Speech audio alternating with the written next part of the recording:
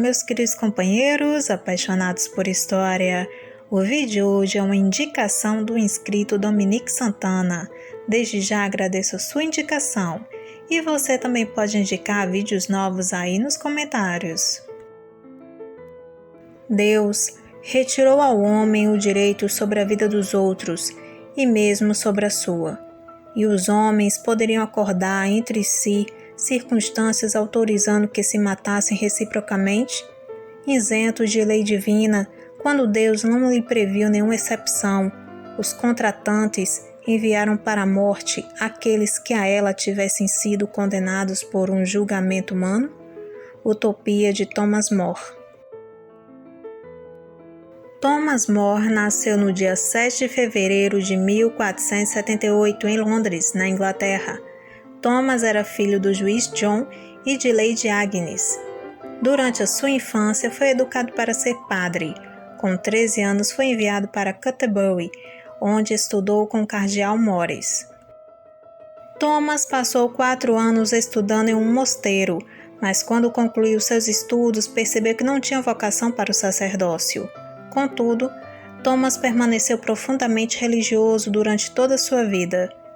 Thomas estava decidido a seguir os passos de seu pai, então estudou direito na Universidade de Oxford e no ano de 1504 tornou-se membro do parlamento. Thomas More se tornou um advogado muito respeitado e no ano de 1504 ele fazia parte da Câmara dos Comuns, na qual foi eleito presidente. Em 1510, foi nomeado subxerife de Londres e no ano seguinte foi nomeado juiz, membro da Comissão de Paz. Em 505, Thomas casou com Lady Jane Coote, com quem teve 4 filhos. Infelizmente, a união do casal não durou muito tempo. No ano de 1511, Jane faleceu. Com os filhos ainda pequenos, Thomas precisava se casar novamente. Então ele se casou com Lady Alice Middleton, e dessa união foi gerado um filho. Thomas era descrito como um homem bem-humorado, dedicado à sua família e à religião católica. Thomas More era um pai dedicado e decidiu que seus filhos iriam receber uma excelente educação. Todos os seus filhos, incluindo até as meninas, estudaram latim, grego, lógica, astronomia, medicina, matemática e teologia.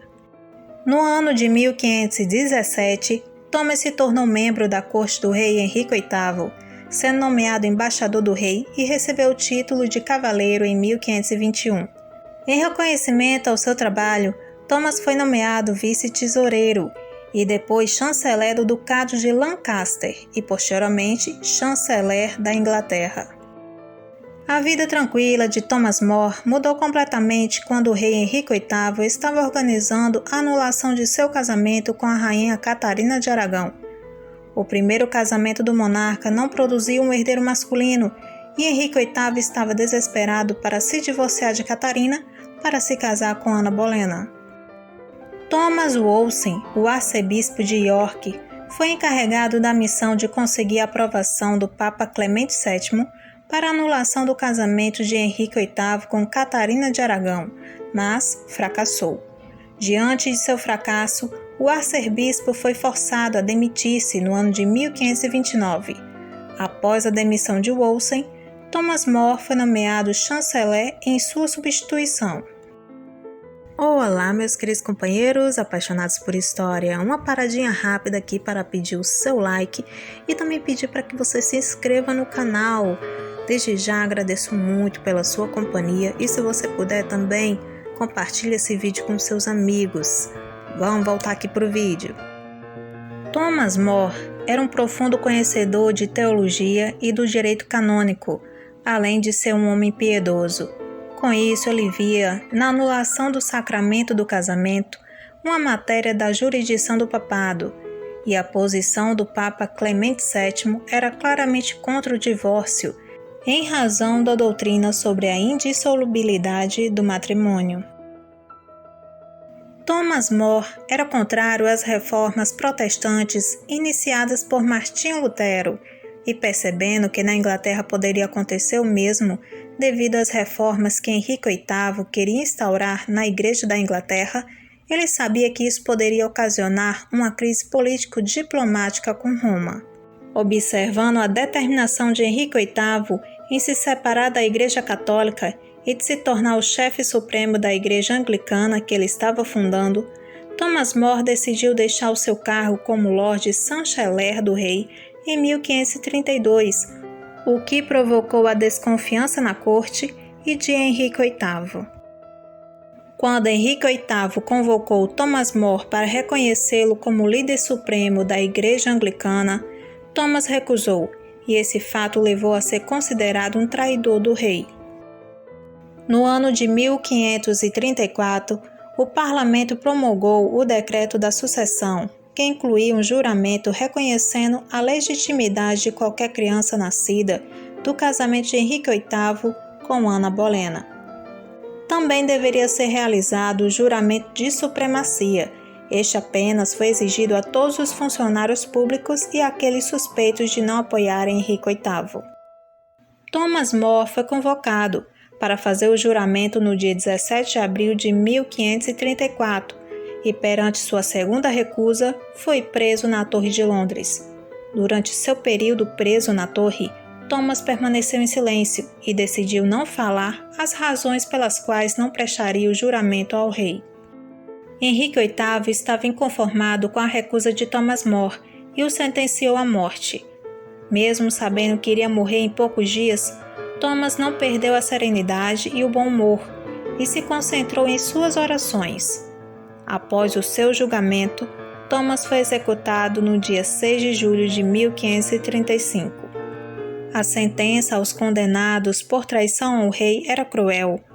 O condenado deveria ser suspenso pelo pescoço e cair em terra ainda vivo, sendo depois esquartejado e decapitado. Mas a condenação de Thomas More não foi assim. Thomas tinha prestado um importante trabalho para o rei, então o monarca decidiu reduzir a pena para a decapitação. No momento de sua execução, Thomas More teria dito: "Morro como bom servo do rei, mas de Deus primeiro."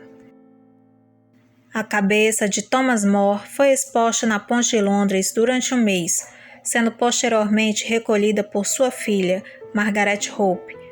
Thomas More foi sepultado na Capela Real de São Pedro.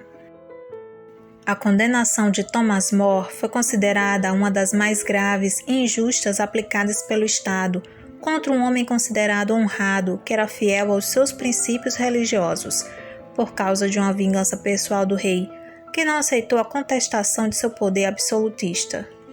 A morte de Thomas More foi considerada pela Igreja Católica como um modelo de fidelidade à fé católica, e devido ao seu modelo de retidão de vida cristã, Thomas foi reconhecido como mártir.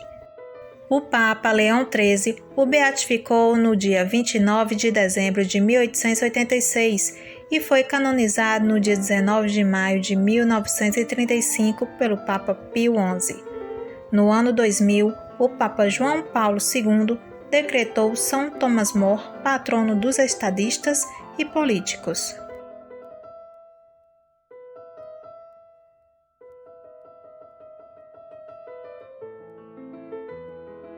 Olá, meus queridos companheiros, gostaram do vídeo? Se sim, não esqueça de deixar o seu like e se inscreva no canal. Isso ajuda muito mesmo o canal a crescer. Desde já agradeço por sua companhia aqui durante o vídeo. Até a próxima!